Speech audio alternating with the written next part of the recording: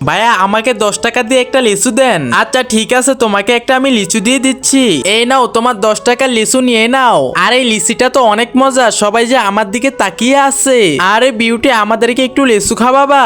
আরে তোমরা এখানে কি সবাই লিচু খাবে? হ্যাঁ, আমরা এখানে সবাই লিচু খাবো। ঠিক আছে, তাহলে আমি বাবার কাছ থেকে টাকা নিয়ে আসি। তাহলে আমাকে আগে বাবার কাছে যেতে হবে, আমি বাবার কাছে যাই, তোমরা এখানে সবাই দাঁড়িয়ে থাকো। বাবা আমাকে 100 টাকা দাও। হঠাৎ 100 টাকা কেন?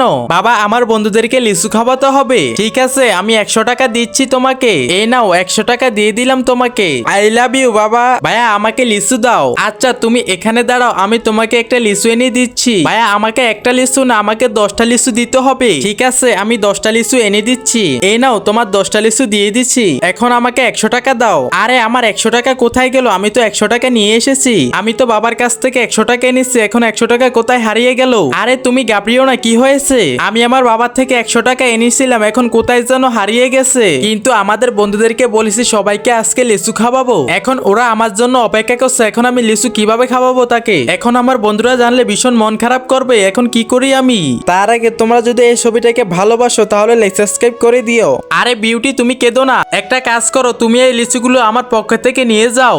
আরে ধন্যবাদ ভাইয়া, আপনি তো খুব অনেক ভালো। এই দেখো বন্ধুরা, তোমাদের সবার জন্য আমি লিচু নিয়ে এসেছি। আজকে তোমাদের সবাইকে একটি একটি হাতে লিচু দিয়ে দিব। ঠিক আছে, আমরা তো সবাই লিচু খাবো। এই নাও তুমি একটা নাও, এই নাও তুমিও একটা নাও। সবাইকেই তো একটা একটা করে লিচু দিয়ে দিছে, এখন সবাই মজা করে খাও।